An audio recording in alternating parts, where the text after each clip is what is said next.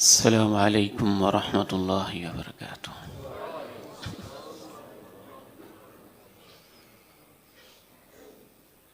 الحمد للہ نحمده ونستعینه ونستغفره ونعوذ باللہ من شرور انفسنا ومن سیئات اعمالنا، اشہد ان لا الہ الا اللہ وحدہ لا شریک له وأشهد أن محمدًا عبده ورسوله صلى الله عليه وعلى آله وصحبه وسلم۔ اللهم صل على محمد وعلى آل محمد كما صليت على إبراهيم وعلى آل إبراهيم إنك حميد مجيد۔ اللهم بارك على محمد وعلى آل محمد كما باركت على إبراهيم وعلى آل إبراهيم إنك حميد مجيد۔ رب اشرح لي صدري ويسر لي أمري واحلل عقدة من لساني يفقهوا قولي۔ اللهم انفعني بما علمتني وعلمني ما ينفعني وزدني علما۔ أعوذ بالله السميع العليم من الشیطان الرجیم، من ہمزہ ونفخہ ونفثہ، بسم اللہ الرحمن الرحیم۔ لقد جاءکم رسول من انفسکم عزیز علیہ ما عنتم حریص علیکم بالمؤمنین رؤوف الرحیم۔ وقال عز من قائل سبحانه عز وجل في مقام آخر، فبما رحمة من الله لنت لهم۔ وقال سبحانه وتعالى وما أرسلناك إلا رحمة للعالمين۔ وقال سبحانه وتعالى فاعف عنهم واستغفر لهم وشاورهم في الأمر فَإِذَا عَزَمْتَ فَتَوَكَّلْ عَلَى اللَّهِ۔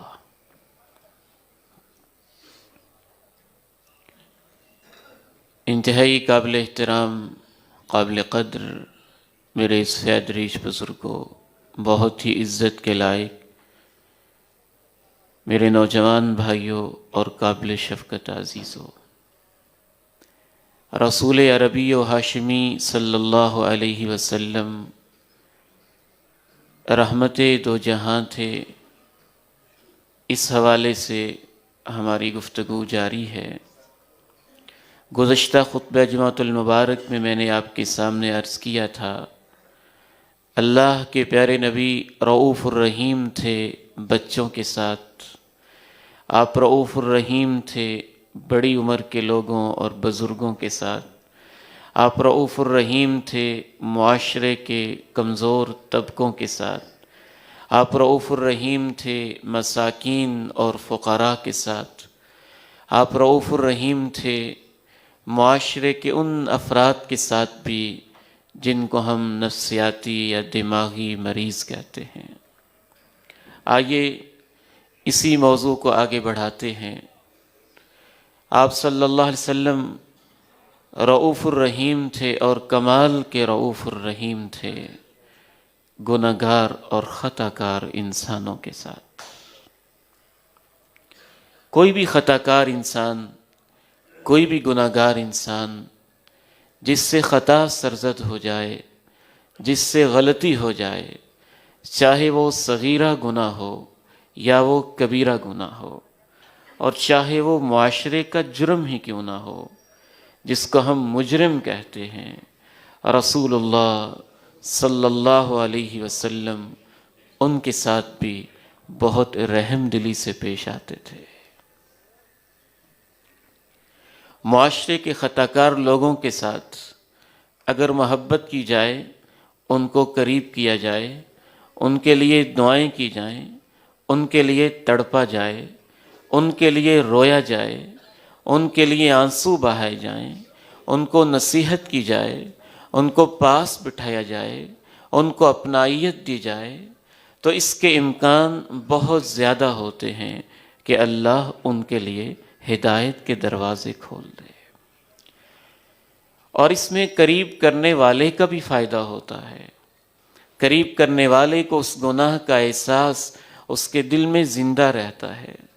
اس کے برعکس اگر انسان کسی خطا کار انسان کو دیکھے، اسے سلواتیں سنائے، اسے تھپڑ رسید کر دے، اسے کہ دو چار گھونسے لگا دے اور دو چار باتیں سنا دے، تانے اور طرح طرح کے ملامت کے تیر اس کی طرف پھینکے اور اس کو زخمی کر دے، تو اس میں دو بڑے نقصان ہوتے ہیں۔ ایک نقصان اس گناہگار انسان کا ہوتا ہے کہ وہ اس گناہ میں اور آگے بڑھتا ہے اور وہ کہتا ہے جتنی لعنتیں پڑنی تھیں وہ تو پڑ گئی ہیں، اور جو بدنامی ہونی تھی وہ تو ہو ہی گئی، اب جی کھول کے میں اور گناہ کر لیتا ہوں۔ ان نمازیوں پرہیزگاروں نے جو کچھ مجھے سنانا تھا وہ تو سنا ہی دیا ہے، اب میں جی کھول کے اور گناہ کر لیتا ہوں۔ اور دوسرا نقصان اس گناہگار کو ملامت کرنے والے کا اپنا ہوتا ہے، وہ بعض دفعہ اپنی نیکی کے فخر اور غرور میں مبتلا ہو جاتا ہے۔ وہ اپنے آپ کو سمجھتا لگتا ہے کہ میں تو بہت متقی ہوں، میں تو بڑا پرہیزگار ہوں، میں نے تو یہ کبھی گناہ کیا ہی نہیں ہے، مجھ سے تو یہ کبھی خطا سرزد ہوئی ہی نہیں ہے، یہ بہت گندا انسان ہے، گھٹیا انسان ہے، حقیر انسان ہے، یہ شرابی ہے، یہ زانی ہے، یہ چور ہے، یہ ڈکیت ہے، میں تو اس سے بہت افضل ہوں۔ اور وہ اس چیز کو بھول جاتا ہے کہ تمہارے اوپر اللہ کا فضل ہے جو اس نے تمہیں بچایا ہوا ہے اور گناہوں کی دلدل سے محفوظ رکھا ہے۔ اگر آپ فخر میں، غرور میں، تکبر میں مبتلا ہو گئے تو بہت ممکن ہے کہ اسے اللہ توبہ کی توفیق دے اور وہ آپ سے افضل ہو جائے اور آپ پہ شیطان کا غلبہ ہو جائے اور آپ اسی گناہ کے اندر کہیں مبتلا نہ ہو جائیں۔ رسول اللہ صلی اللہ علیہ وسلم کی کیا ہی بات تھی، کیا رحمتیں تھیں، کیا محبتیں تھیں، کیا اپنائیت تھی، کیا ان کے انداز تھے، کیا ان کی سنتیں تھیں، کیا ان میں پیار تھا، کیا ان میں تڑپ تھی۔ راتوں کو مسلے پہ کھڑے ہو کے اپنی امت کے گناہگار انسانوں کے لیے دعائیں کرتے، اللہم امتی، اللہم امتی، اللہ میری امت، اللہ میری امت، اللہ میری امت۔ دن میں ان کو سمجھاتے اور آپ کہتے میری اور تمہاری مثال بالکل اس انسان جیسی ہے، انما مثلی و مثلکم، میری اور تمہاری مثال اس انسان جیسی ہے جس نے ایک آگ بھڑکائی، اس آگ کے اندر پتنگے گرنے لگے، وہ ان کو پیچھے ہٹانے لگا، لیکن وہ پتنگے سے اور وہ چھوٹے چھوٹے معصوم سے کیڑے مکوڑے اس آگ کے الاؤ میں اس کی ظاہری چمک دمک کو دیکھ دیکھ کر اس کے اندر گر گر کے اپنی جانوں کو ہلکان کرنے لگے اور وہ ان کو پیچھے ہٹانے لگا۔ انا آخذ بحجزکم وانتم تقتحمون علی، میں تمہاری کمروں سے پکڑ پکڑ کے تمہیں پیچھے ہٹا رہا ہوں اور تم چھوٹ چھوٹ کے جہنم کی طرف جا رہے ہو۔ آپ کا تعامل، آپ کا انٹریکشن، آپ کی ڈیلنگ، آپ کا انداز ایک گناہگار کے ساتھ بالکل ویسا ہی ہوتا تھا جیسے ایک ماں کا تعامل اپنے گناہگار بیٹے کے ساتھ ہوتا ہے، یا ایک باپ کا تعلق اپنے مجرم بیٹے سے ہوتا ہے۔ وہ مجرم ہے تسلیم، وہ گناہگار ہے تسلیم، لیکن بیٹا تو ہے نا، باپ کے دل میں باپ والے جذبے تو ہیں اور ماں کے دل میں ماں والی ممتا تو ہے، اسے کوئی مٹا نہیں سکتا، کیونکہ اللہ کے پیارے نبی ہمارے باپوں سے زیادہ ہمارے ساتھ مہربان تھے۔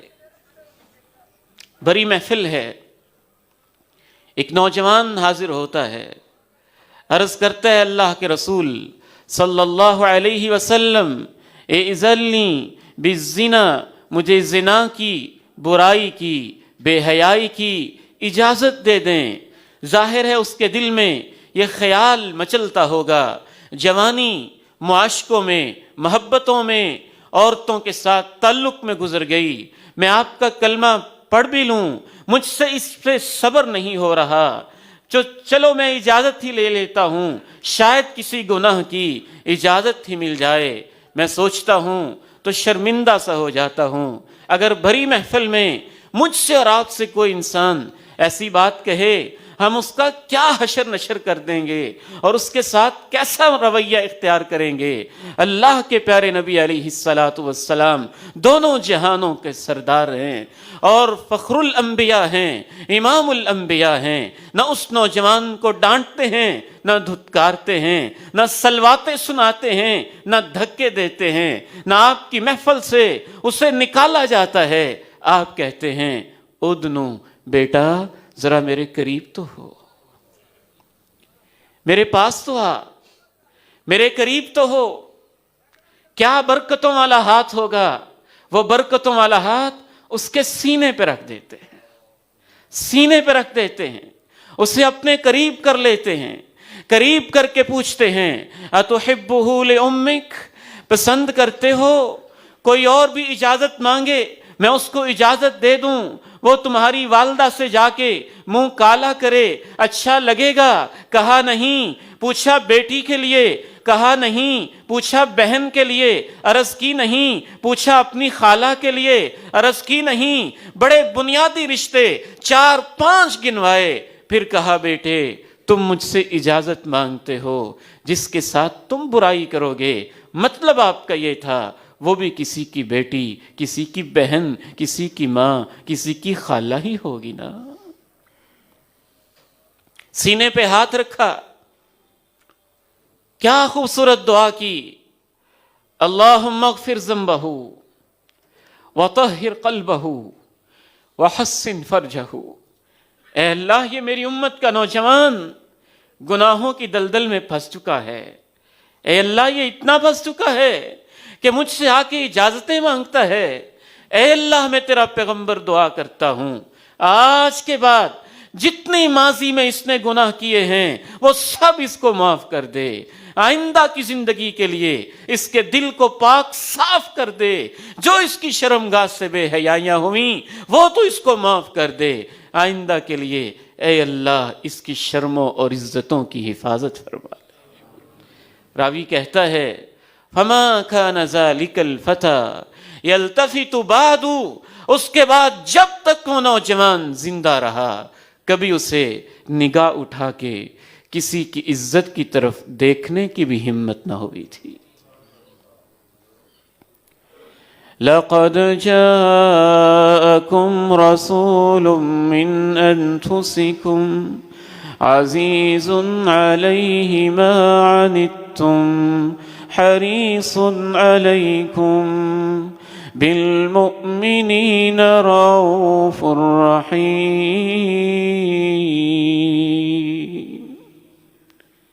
بہت جھڑک لیا ہم نے، بہت ڈانٹ پلا لی ہم نے، بہت بد دعائیں دے لی ہم نے، بہت سلواتیں سنا لی ہم نے۔ آج کے ہمارے نوجوان بیٹے گناہوں کی جس دلدل میں پھنس چکے ہیں، کبھی ان کے لیے مسلوں پہ کھڑے ہو کے رونا بھی سیکھ لیں، دعائیں کرنا بھی سیکھ لیں۔ اے اللہ یہ امت کے بیٹے کدھر جا رہے ہیں تو ان کے دلوں کو پاک کر دے، ان کو شرم و حیا دے دے، ان کی آنکھوں میں حیا پیدا کر دے۔ اے اللہ ان کی عزتوں کی لاج رکھ لے۔ اس سنت کی روشنی میں ان کو سمجھانا بھی سیکھ لیں، ان کو قریب کرنا بھی سیکھ لیں، ان سے پیار کرنا بھی سیکھ لیں، اور اس سنت پہ عمل کرتے ہوئے رؤوف الرحیم کی سنت پہ ان کے سینے پہ ہاتھ رکھنا بھی سیکھ لیں۔ بالمؤمنین رؤوف الرحیم، یہ تو اجازت مانگنے آیا تھا، جو گناہ کر کے آ جاتا تھا اس کے ساتھ بھی محبت کے انداز، رحمت کے انداز، دعاؤں کے انداز، اس کی عزت پہ پردہ پوشی کے انداز، تان و تشنیع سے بچانے کے انداز، اس کی آخرت کی فکر کے انداز، اس کو جہنم سے بچانے کے انداز، یہ ماعز ابن مالک الاسلمی رضی اللہ تعالی عنہ زنا کر کے بے حیائی کر کے آ گئے ہیں. کہتے ہیں اللہ کے پیارے نبی طہرنی، مجھے پاک کر دیں، مجھ سے خطا ہو گئی ہے. پہلے کوشش کی، یہ کیوں اپنے اور اپنے رب کے معاملے کو، پردے والے گناہ کو کیوں اپنے پردے کو چاک کر رہا ہے؟ سب کے سامنے کیوں اعتراف کیے جا رہا ہے؟ بڑی کوشش کی کہ بچ جائے یہ، بچ جائے یہ. پوچھا پاگل تو نہیں ہے؟ پوچھا نشے میں تو نہیں ہے؟ پوچھا ممکن ہے تجھے زنا کا مطلب ہی نہ پتا ہو، تو نے بس دیکھا ہو، ٹچ کیا ہو، اس طرح کی چھوٹی تم سے کوئی غلطی ہو گئی ہو؟ بار بار سوال کیے. ادھر آیا، ادھر رخ انور کو پھیرا، ادھر آیا، ادھر رخ انور کو پھیرا، ادھر آیا، ادھر رخ انور کو پھیرا. لیکن اس کا دل بھی اتنا بے چین تھا، وہ جانتا تھا سنگسار کیا جاؤں گا، وہ جانتا تھا پتھر پڑیں گے، وہ جانتا تھا قانون تو قانون ہے، عدالت میں بات آ گئی، قانون نافذ ہو کے رہے گا، پھر اس سے جان نہیں چھوٹ پائے گی. اللہ کے پیغمبر چاہتے تھے قانون کی گرفت میں نہ ہی آئے، اسی لیے تو پوچھا پاگل تو نہیں؟ پوچھا نشے میں تو نہیں؟ پوچھا جانتے ہو اس کو؟ پوچھا تو جانتا ہے زنا کا مطلب کیا ہوتا ہے؟ جس پہ حد نافذ ہوتی ہے. جب اس نے خود اپنے لیے سارے راستے بند کر دیے، پھر قانون تو حرکت میں آتا ہی آتا ہے. کہا اس کو سنگسار کیا جائے. گڑھا کھودا گیا، پتھر برسے، اور صحابہ نے مختلف تبصرے کیے. مدینہ میں ڈسکشن شروع ہو گئی، بلکہ ڈیبیٹ شروع ہو گئی. کوئی کہتا اچھا کیا ہے، کوئی کہتا برا کیا ہے. جب کوئی مر جائے پھر اس کے اچھے برے کے تبصرے نہ کیا کریں، پھر اپنی اور اس کی آخرت کی فکر کیا کریں، اپنی اور اس کی آخرت کی فکر کیا کریں. اللہ کے پیارے نبی علیہ السلام تک یہ باتیں پہنچی ہوں گی، یہ تبصرے پہنچے ہوں گے، یہ سارے کی ساری ڈیبیٹس آپ تک پہنچے ہوں گے. آپ نے باقاعدہ صحابہ کی محفل جمی، ان میں آپ تشریف لائے، کہا استغفروا لماعز، بند کر دو یہ تبصرے، سب مل کے کہو اللہ ماعز کو معاف کر دے. سب اس کے لیے معافی مانگو، بخشش کی دعا کرو، مغفرت کی دعا کرو. اور آپ نے فرمایا تم تو اس پہ تبصرے کر رہے ہو، لقد تاب توبۃ لو قسمت بین امۃ لوسعتھم، میرے ماعز نے تو ایسی توبہ کی ہے، اگر وہ ایک امت میں تقسیم کی جائے تو ماعز کی ایک توبہ سے وہ امت بھی معاف ہو جائے گی. لقد جاءكم رسول من أنفسكم عزيز عليه ما عنتم حريص عليكم بالمؤمنين رؤوف رحيم. چاہا کہ پردہ پوشی پڑی رہے، اپنے آپ کو بیان نہ کرے. یہی تو دین کی خوبصورتی ہے. سابقہ ادیان میں جب انسان سے غلطی ہو جاتی، اس سے کبھی پادری کے پاس جانا پڑتا، کبھی ربی کے پاس جانا پڑتا، کبھی پروہت کے پاس جانا پڑتا، کبھی کسی کے پاس گھٹنے ٹیکنے پڑتے، اپنی اور اپنے راز کو چاک کرنا پڑتا، پھر وہ کو فیس لیتا، پھر معافی کے سکے تقسیم کرتا. رب اور رب کے درمیان بڑے پردے حائل ہو گئے تھے. صحابہ کہا کرتے تھے ہم تو آئے ہی اس لیے ہیں لوگوں کا رابطہ اللہ سے ڈائریکٹ کر دیں. کھلا ہے نا اس کا دروازہ، کیوں اپنے پردے چاک کرتے ہیں؟ کھٹکائیں اس کا دروازہ، آنسو بہائیں، معافی مانگیں. وہ غفور الرحیم وارحم الراحمین اور رب العالمین ہے. اور تو اور معاشرے میں بڑے بڑے جرم یہی ہوتے ہیں نا، زنا ہو جاتا ہے، بے حیائی ہو جاتی ہے. ایک بڑا جرم شراب کا ہوتا ہے، نشے کا ہوتا ہے. اس کے ساتھ بھی کیا معاملہ تھا؟ صحیح بخاری ہے، صحیح بخاری، ادھر ادھر کی کہانی نہیں. اصل حدیث صحیح بخاری کی ہے اور اس کی تفصیلات صحیح بخاری کی عظیم ترین شرح فتح الباری میں امام ابن حجر رحمہ اللہ نے نوٹ کی ہے، وہ ملا کے میں آپ کے سامنے عرض کرتا ہوں۔ ایک صحابی تھا، اس کا نام عبداللہ تھا، بعض روایات میں نعیمان تھا، صحابہ اس سے پیار سے حمار حمار کہتے تھے، بہت مزاحیہ شخصیت تھی۔ معاشرے میں ہر طرح کے انسان ہوتے ہیں، نمازی کی خواہش ہوتی ہے سارے میرے جیسے ہو جائیں، عالم اگر کہے سارے میرے جیسے ہو جائیں، حاجی اگر کہے سارے میرے جیسے ہو جائیں، سنجیدہ مزاج کہے سارے میرے جیسے ہو جائیں، مزاحیہ شخص کہے سارے میرے جیسے ہو جائیں، تو اس کائنات کا حسن ختم ہو جائے گا۔ یہاں اللہ نے خود تنوع رکھا ہے، کسی کا مزاج کیسا، کسی کا مزاج کیسا۔ وہ بڑا مزاحیہ شخص تھا۔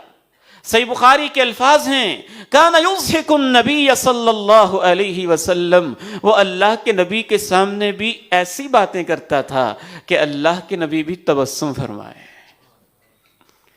عجیب انداز تھے اس کے۔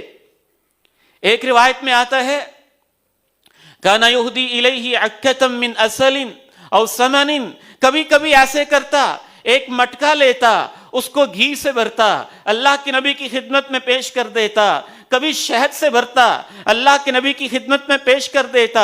غریب انسان تھا، کسی سے ادھار لے لیتا، اللہ کے پیغمبر کی خدمت میں پیش کر دیتا۔ وہ بیچنے والا اس سے کہتا، وہ شہد کے پیسے، شہد کے پیسے، گھی کے پیسے اس سے پکڑتا، اللہ کے نبی کے پاس لے آتا، اللہ کے نبی جی اس سے میں نے شہد لیا تھا، اس سے گھی لیا تھا، اس کے بدلے آپ اس کو کوئی سامان دے دینا۔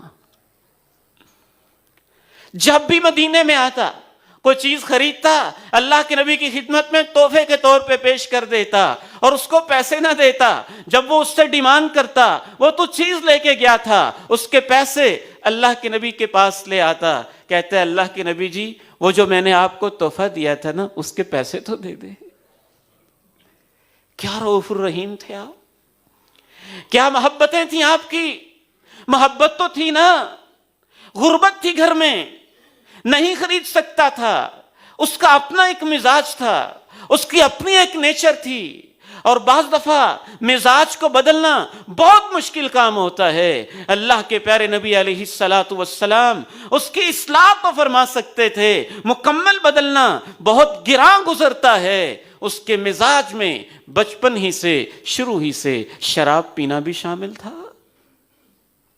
یہ صحیح بخاری میں وضاحت ہے، اوتی ابھی الیہ مرارا، لیکن جب وہ قانون کی گرفت میں آ جاتا، شراب پی لیتا، نشے میں ہوتا، اللہ کے پیغمبر اس کو اوپر تعزیر جاری فرماتے، کبھی جوتے سے پٹائی ہو جاتی، کبھی چھڑیوں سے پٹائی ہو جاتی، کبھی اس کو کوڑے بھی لگتے۔ قانون قانون ہے، وہ سب کے لیے برابر ہوتا ہے، سب کے لیے یکساں ہوتا ہے۔ لوگ اس فرق کو نہیں سمجھتے ہیں۔ قانون کی گرفت میں آنے سے پہلے پردہ پوشی ہوتی ہے، پہلے آپس میں معافی تلافی ہوتی ہے۔ جب قانون حرکت میں آتا ہے، پھر عدل و انصاف کا تقاضا ہوتا ہے کہ قانون کے سامنے سب برابر ہے۔ چوتھی دفعہ لایا گیا، پھر سزا سنائی، ایک صحابی سے رہا نہ گیا، کہنے لگا اللہ اس پہ لعنت ہو، یہ شراب سے رکتا ہی نہیں۔ اللہ کے پیارے نبی علیہ الصلاۃ والسلام کے سامنے اس کی زندگی کی ساری ہسٹری آ جاتی ہے۔ صحیح بخاری میں آپ فرماتے ہیں، لا تلعنوہ ما علمت انہ یحب اللہ ورسولہ، نا اس پہ لعنت نہ کرو، اس پہ لعنت نہ کرو، اس پہ لعنت نہ کرو، میں تو یہی جانتا ہوں کہ یہ بھی اندر سے اللہ سے بھی محبت کرتا ہے، اللہ کے رسول سے بھی محبت کرتا ہے۔ لقد جاءكم رسول من أنفسكم عزيز عليه ما عنتم حريص عليكم بالمؤمنين رؤوف رحيم۔ ایک فرق سمجھ لیں، ایک ہوتا ہے نام لے کے لعنت کرنا، اشارہ کر کے لعنت کرنا، کہ فلاں بندہ شراب پیتا ہے، اس کا فلاں نام ہے، اور آپ بڑے تکبر میں آ کے کہیں اس پہ لعنت، اس کی قطعاً اجازت نہیں ہے۔ نشے پہ لعنت ہے، اس حرکت پہ لعنت ہے، اس گناہ پہ لعنت ہے، ایک جنرل سٹیٹمنٹ کے طور پہ ہر شرابی پہ لعنت ہے، چور پہ لعنت ہے، لیکن نام لے کے کسی خاص شخص پہ لعنت کی اجازت نہیں ہے۔ جب آپ عمومی لعنت کرتے ہیں، اور اللہ کے پیغمبر نے کی، فرمایا لعن اللہ شارب الخمر، شراب پینے والے پر بھی لعنت ہو، پلانے والے پر بھی لعنت ہو، بیچنے والے پر بھی لعنت ہو، تحفہ دینے والے پر بھی لعنت ہو، اور اس کو خریدنے والے پر بھی لعنت ہو، اس کو لوڈ کرنے والے پر بھی لعنت ہو، حتیٰ کہ پیغمبر علیہ السلام نے کہا اس کی قیمت لگا کے قیمت کھا جانے والا، اس پر بھی لعنت ہو۔ نشے کے ساتھ جتنے لوگ وابستہ ہیں سب پہ اللہ کے پیغمبر نے لعنت تو کی، لیکن خاص شخص پر لعنت کرنا یہ علیحدہ کیس ہوتا ہے۔ فرق کیا ہے؟ جب آپ عمومی لعنت کرتے ہیں تو اس نشے پہ لعنت ہو رہی ہے، نشہ کرنے والے پہ لعنت ہو رہی ہے، ایک خاص شخص پہ لعنت کی اجازت اس لیے نہیں ہے کہ اس میں بھی بعض دفعہ آپ فخر اور غرور میں آ جائیں گے، اگلا بندہ اور دور ہو جائے گا، شیطان خوش ہوگا، وہ تو یہی چاہتا ہے، اور ممکن ہے کہ جس پہ آپ لعنت بھیج رہے ہیں وہ توبہ کر چکا ہو، تو پھر لعنت کہاں جائے گی؟ اس لیے آپ نے نومینیٹ کر کے، نام لے کے، اشارے کر کے کسی خاص شخص پہ، چاہے اس نے شراب پی، لعنت کی اجازت نہیں دی۔ آپ نے فرمایا چور پہ لعنت، لیکن کبھی کسی چور کا نام لے کر اس پہ لعنت نہیں بھیجی۔ یہ اصول ہمیشہ ذہن میں رکھیے گا۔ ایک شخص کو معین کرنا، اسپیسیفائی کرنا، اس کو نامزد کر دینا، اس کی طرف خاص انگلیاں اشارے کرنا، یہ اور معاملہ ہوتا ہے، اور اس برے کام سے، بری حرکت سے، برے فعل اور جرم سے نفرت دلانے کے لیے عمومی مجرم پہ لعنت کرنا، یہ نبی علیہ السلام نے بہت سارے مجرمین پہ لعنت فرمائی ہے۔ آپ نے اس پر بھی لعنت کرنے سے منع کر دیا، کہا مت کرو اس پہ لعنت۔ ما علمت انہ یحب اللہ ورسولہ، میں تو یہی جانتا ہوں کہ یہ بھی محبت کرنے والا، پیار کرنے والا، اور اپنے دل میں اللہ اور رسول سے قرب اور لگاؤ رکھنے والا انسان ہے۔ رسول اللہ صلی اللہ علیہ وسلم اور بڑے ہی رؤوف الرحیم تھے گناہگار انسانوں کے ساتھ۔ آپ کی خواہش، آپ کی تڑپ، آپ کا جذبہ یہ ہوتا تھا کہ یہ واپس آ جائیں، کسی نہ کسی انداز سے گناہوں کی دنیا سے عود کر آئیں، اپنے رب کی طرف پلٹ آئیں۔ اس کے لیے آپ سارے انداز اپناتے تھے۔ ایک اور بات ذہن میں رکھیے گا، یہ آپ کی رحم دلی اور حد نافذ کرنا، ان کا آپس میں کوئی تضاد نہیں ہے۔ بعض لوگوں کے ذہن میں، بالخصوص نان مسلم، لبرلز، سیکولرز، ملحدین، یہ بڑے اعتراض کرتے ہیں کہ تمہارا پیغمبر رحمت للعالمین صلی اللہ علیہ وسلم ہے، تو پھر تمہارے دین میں سزائیں اتنی سخت کیوں ہیں؟ چور کے ہاتھ کاٹ دو، زانی کو کوڑے لگاؤ، شادی شدہ ہو رجم کر دو، راستوں کو خطرے میں ڈالنے والا دہشت گرد اور زمین میں فساد کرنے والا، چوکوں چوراہوں پہ عزتیں لوٹنے والا، پھر ان کو قتل کرنے والا، گاڑیوں کو کھڑا کر کر کے ماؤں بہنوں بیٹیوں کو ان کی اولادوں کے سامنے ان کی عزت کی چادر کو تار تار کرنے والا، میں پوری بصیرت سے کہتا ہوں ایسے مجرموں کی سزا اللہ کے پیغمبر کے دین میں اور قرآن مجید میں صرف اور صرف یہی ہے، ان کے ہاتھ کاٹے جائیں، پاؤں کاٹے جائیں، ان کو سولی کے پھندے پہ لٹکایا جائے، یا ان کو وطن سے باہر کہیں دور جنگلوں میں نکال دیا جائے۔ بالکل کلیئر ہے دین میں۔ یہ کیوں ہیں؟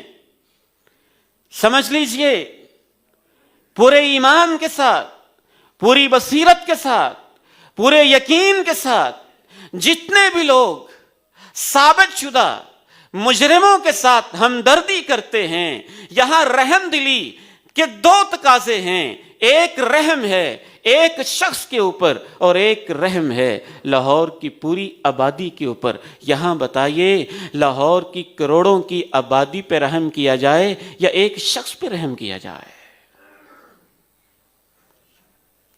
یہاں یہ تضاد آتا ہے۔ اگر مجرموں کو دندناتے پھرنے دیا جائے، ان کے لیے کوئی سزا نہ ہو اور ایسی سزائیں نہ ہوں جو اللہ نے بتائی ہیں، رب العالمین نے بتائی ہیں، ارحم الراحمین نے بتائی ہیں، رؤوف الرحیم نے بتائی ہیں، ان سے زیادہ مہربان نہیں ہیں یہ بطونی لوگ، یہ اصل میں مجرموں کے پشت پناہ اور مجرموں کے سہولت کار لوگ ہیں، دین سے بغض رکھنے والے لوگ ہیں، خود اندر سے مجرم لوگ ہیں۔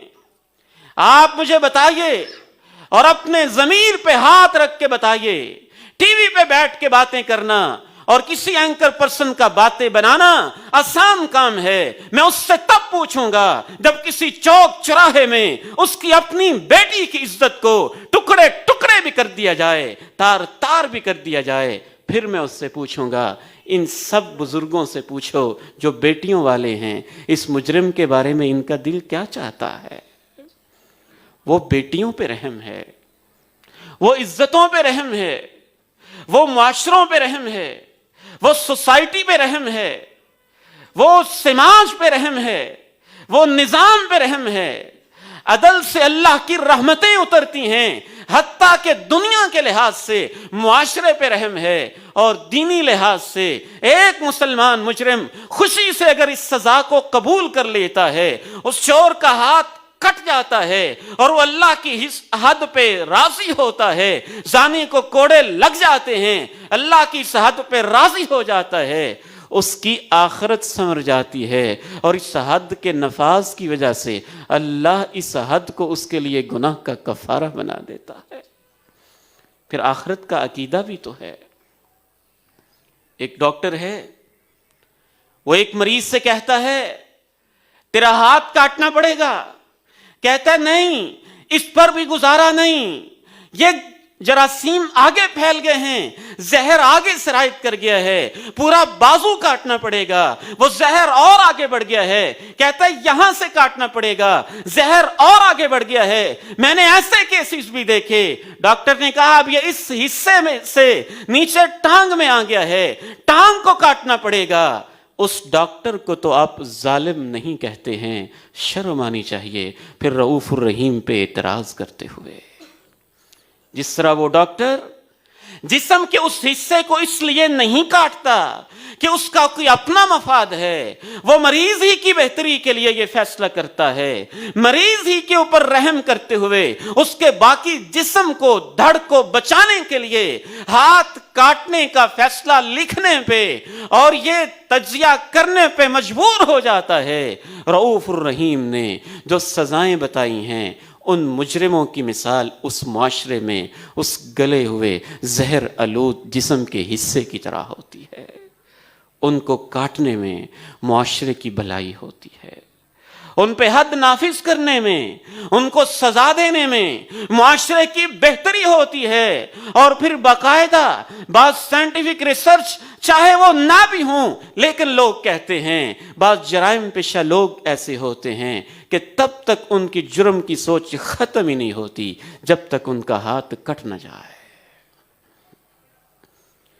لَقَدْ جَاءَكُمْ رَسُولٌ مِّنْ أَنفُسِكُمْ عَزِيزٌ عَلَيْهِ مَا عَنِتُّمْ حَرِيصٌ عَلَيْكُمْ بِالْمُؤْمِنِينَ رَءُوفٌ رَحِيمٌ۔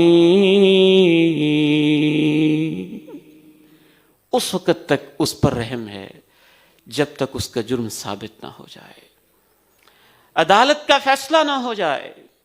اللہ کے پیارے نبی نے فرمایا جتنا ہو سکتا ہے ادرأ الحدود بالشبہات، کسی جرم میں کوئی شبہ پیدا ہو گیا ہے، کوشش کرو اس کے اوپر حد نافذ نہ ہی ہو۔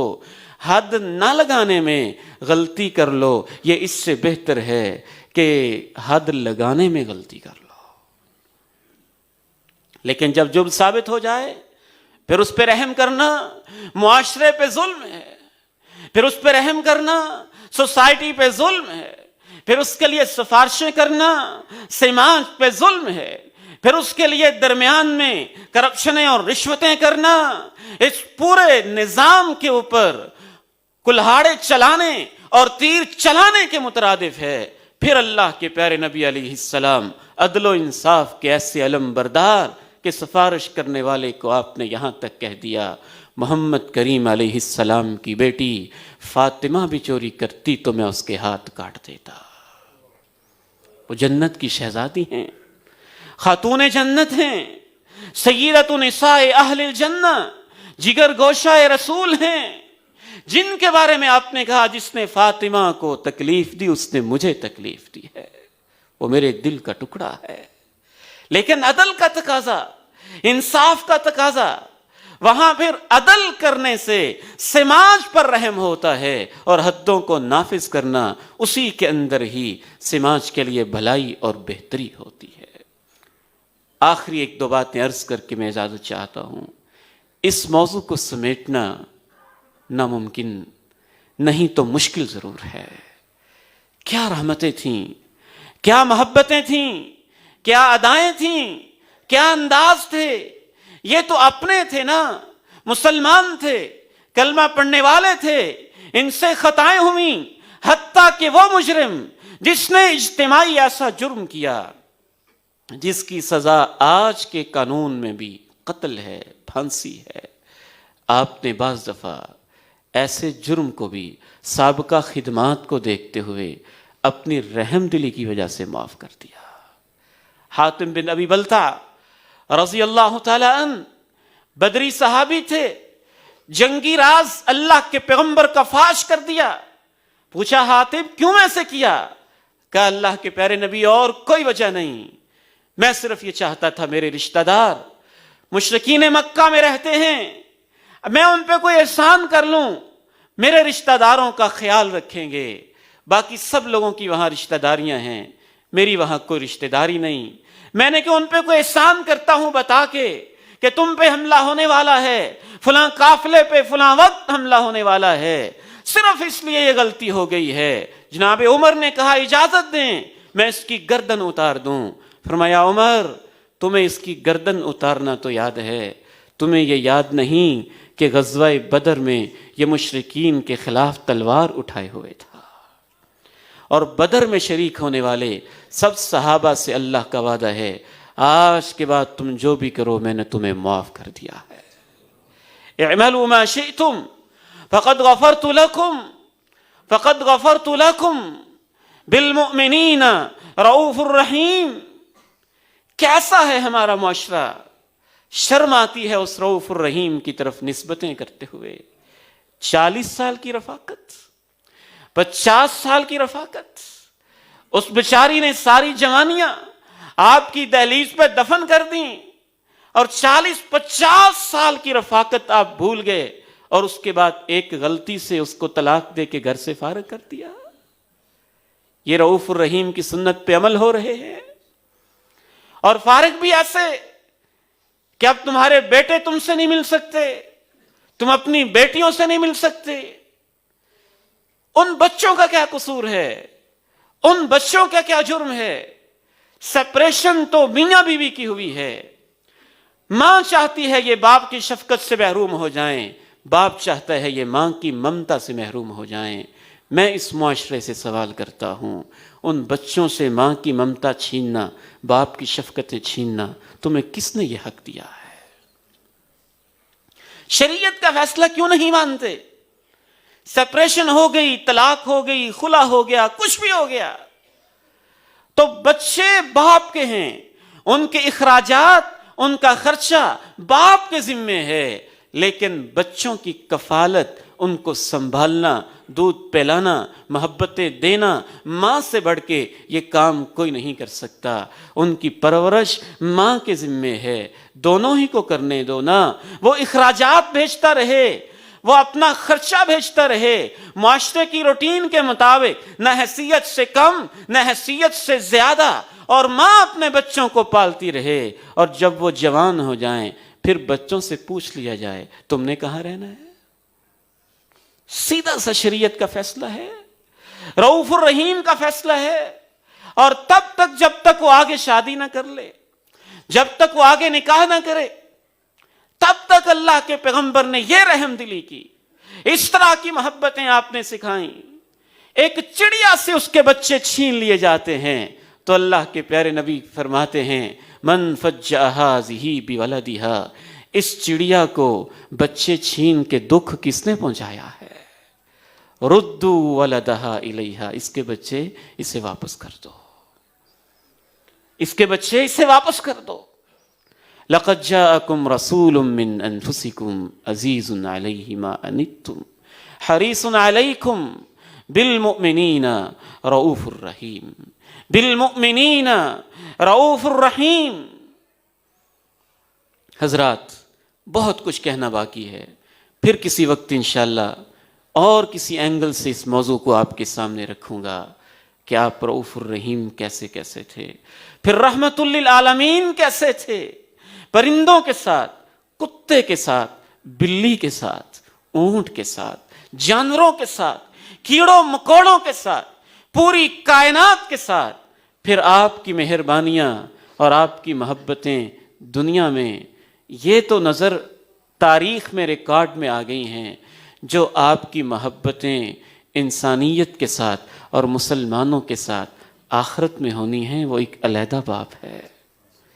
وہ شفاعتیں، وہ محبتیں، وہ حوض کوثر، وہ اللہ کے سامنے حاضری، اللہ اپنے بندوں کا حساب لے لیں، یہ شفاعت، اے اللہ اس کو درجہ بلند کر دیں، آپ کی یہ شفاعت، اے اللہ اس کو جنت دے دیں، آپ کی یہ شفاعت اللہ کی اجازت سے، اللہ کے حکم سے، جس جس کے بارے میں اللہ اجازت دیتا جائے گا کیسے کیسے محبتوں کا اظہار ہوگا۔ یہ ہمارے ایمان کا ایک علیحدہ باب ہے، پھر کسی وقت آپ کے سامنے رکھیں گے۔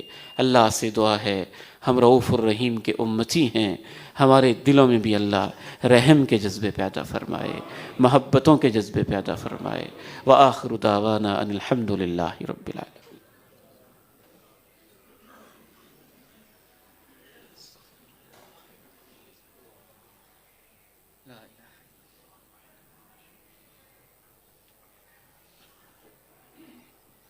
الحمد لله نحمده ونستعينه ونستغفره ونعوذ بالله من شرور أنفسنا ومن سيئات أعمالنا، أشهد أن لا إله إلا الله وحده لا شريك له، وأشهد أن محمدا عبده ورسوله صلى الله عليه وعلى آله وصحبه وسلم۔ اللهم صل على محمد وعلى آل محمد كما صليت على إبراهيم وعلى آل إبراهيم إنك حميد مجيد۔ اللهم بارك على محمد وعلى آل محمد كما باركت على إبراهيم وعلى آل إبراهيم إنك حميد مجيد۔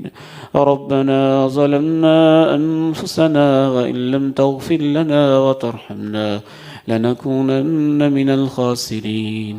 ربنا آتنا في الدنيا حسنة وفي الآخرة حسنة وقنا عذاب النار۔